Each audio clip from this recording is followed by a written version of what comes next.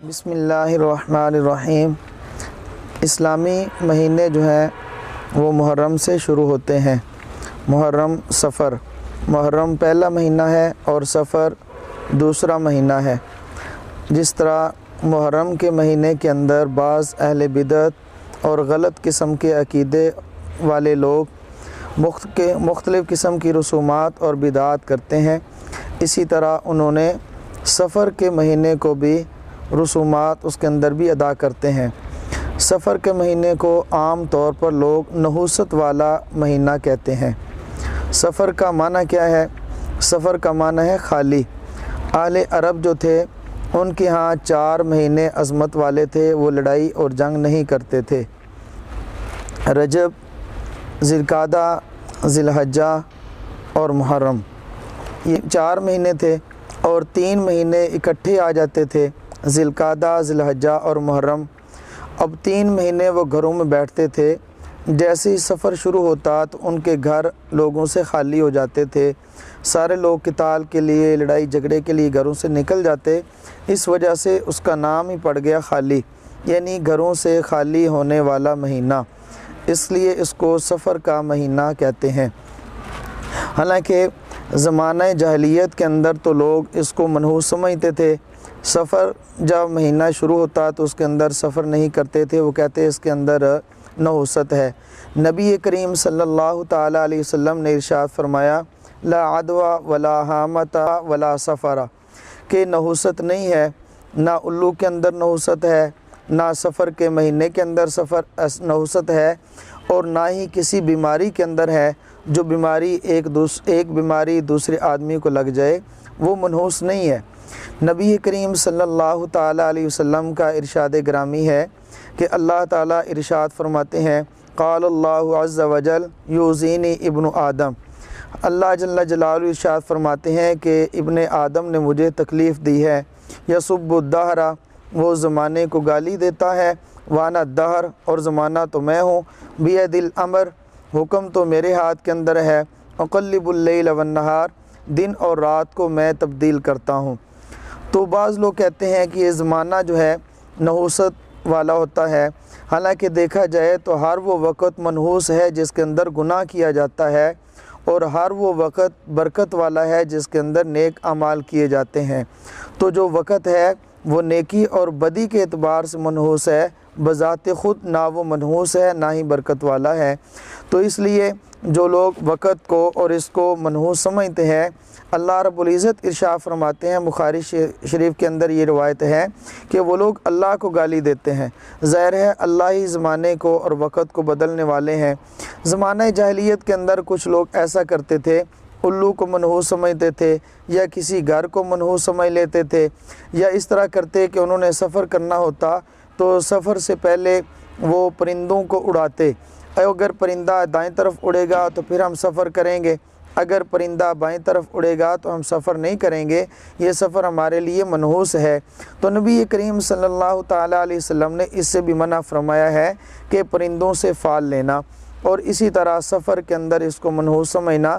تو وقت کے اعتبار سے جو سفر کا مہینہ ہے وہ خود بھی برکت والا ہے۔ بعض چیزیں ایسی ہیں کہ اس کے اندر خود نحوست نہیں ہے۔ نبی کریم صلی اللہ تعالی علیہ وسلم نے فرمایا، لا عدوى ولا طیرہ انما الشوم فی الثلاثہ فی الفرس والمرأۃ والدار۔ اس کا مطلب یہ ہے کہ کسی چیز کے اندر نحوست نہیں ہے۔ اگر کوئی نحوست ہوتی تو ان 3 چیزوں میں ہو سکتی تھی، گھوڑے کے اندر ہو سکتی تھی، یا عورت کے اندر ہو سکتی تھی، یا کسی گھر کے اندر نحوست ہو سکتی تھی۔ یہ ایسے اعتبار فرمایا کہ اگر ہو سکتی تو ان میں ہوتی، جس طرح نبی کریم صلی اللہ تعالی علیہ وسلم نے ارشاد فرمایا، کسی اپنا خاوند کے فضائل کو بیان کرتے ہوئے، اللہ کے غیر کو سجدہ نہیں ہے، اگر سجدے کی میں اجازت دیتا تو عورت کو اجازت دیتا کہ وہ اپنے مرد کو سجدہ کرے۔ اس کا یہ مطلب نہیں ہے کہ مرد کو سجدہ کرنے کا حکم دیا گیا ہے۔ اگر اجازت ہوتی یا میں اجازت دیتا، اسلام میں سجدہ جائز ہوتا، تو پھر میں بیوی کو حکم دیتا کہ وہ اپنے خاوند کو سجدہ کرے۔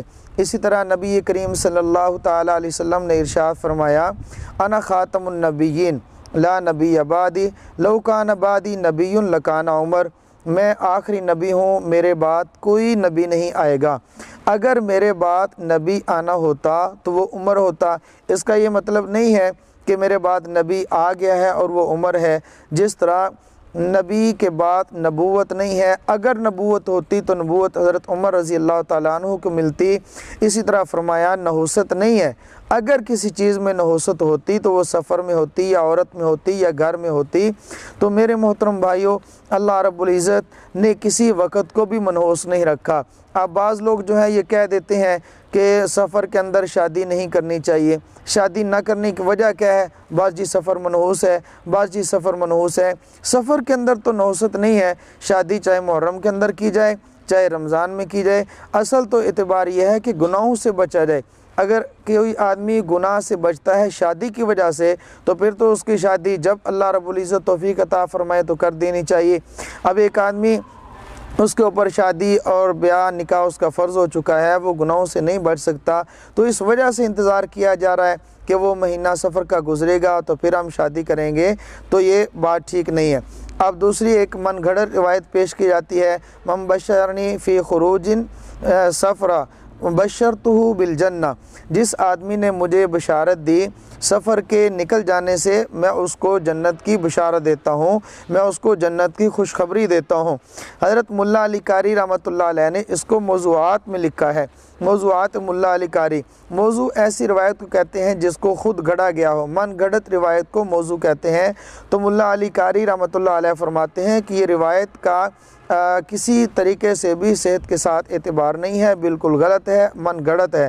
اب ایک اور رسم چلی ہوئی ہے کہ ماہ سفر کے آخری بدھ کو روزہ رکھا جاتا ہے، یا ماہ سفر کے آخری ایام میں روزہ رکھتے ہیں اور بدھ کو روزہ رکھتے ہیں اور شرینی بھی تقسیم کرتے ہیں۔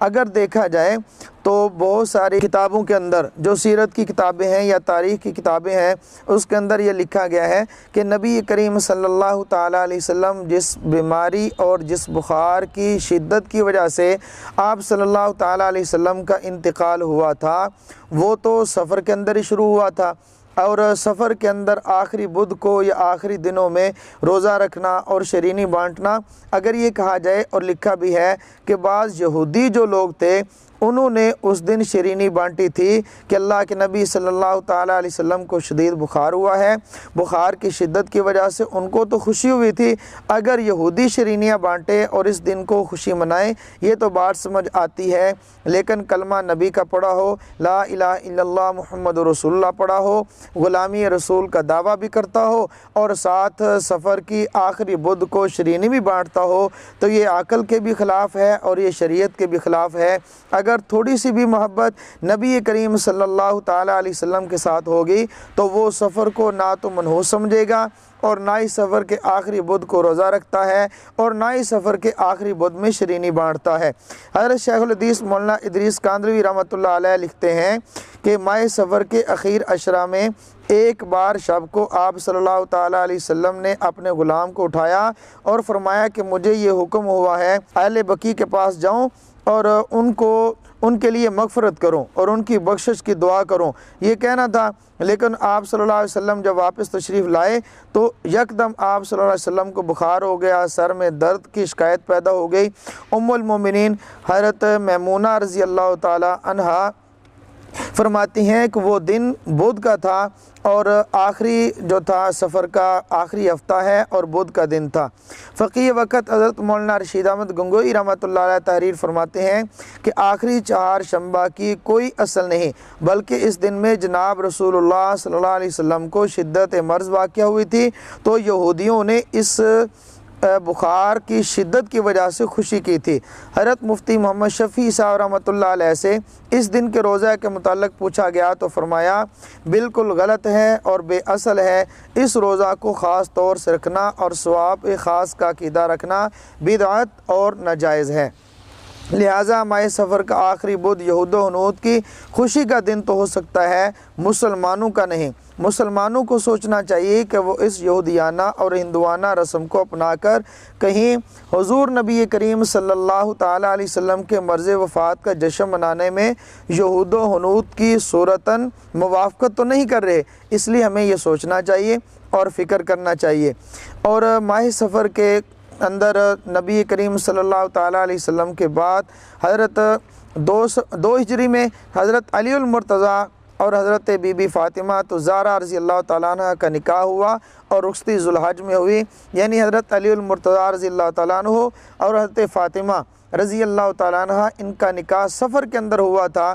تو نبی کریم صلی اللہ تعالیٰ علیہ وسلم تو نکاح اپنی بیٹی کا حضرت علی کے ساتھ سفر میں کر رہے ہیں، اور ہم لوگ یہ سمجھتے ہیں کہ سفر کے اندر نکاح کرنا ناجائز ہے اور یہ ٹھیک نہیں ہے۔ تو ماہ سفر 16 ہجری میں کسریٰ کا قصر ابیض وائٹ ہاؤس فتح ہوا۔ سفر 99 میں حضرت عمر بن عبدالعزیز رحمہ اللہ کی خلافت قائم ہوئی، اور سفر 160 ہجری میں خلیفہ ہارون الرشید کی والدہ خزران کا نکاح ہوا۔ تو 2 نکاح بھی ہوئے اور علاقہ فتح بھی ہوا، تو یہ تو خوشی کا دن ہوتا ہے۔ ہم لوگ اس کو رسومات اور بدعات کے اندر آ کر ہم نے اس کو منحوس سمجھ رکھا ہے، جبکہ اس کا حقیقت کے ساتھ کسی قسم کا کوئی بھی تعلق نہیں ہے۔ اللہ جل جلالہ مجھے اور آپ کو رسومات اور غلط قسم کی بدعات سے محفوظ فرمائے۔ وآخر دعوانا ان الحمد للہ رب العالمین۔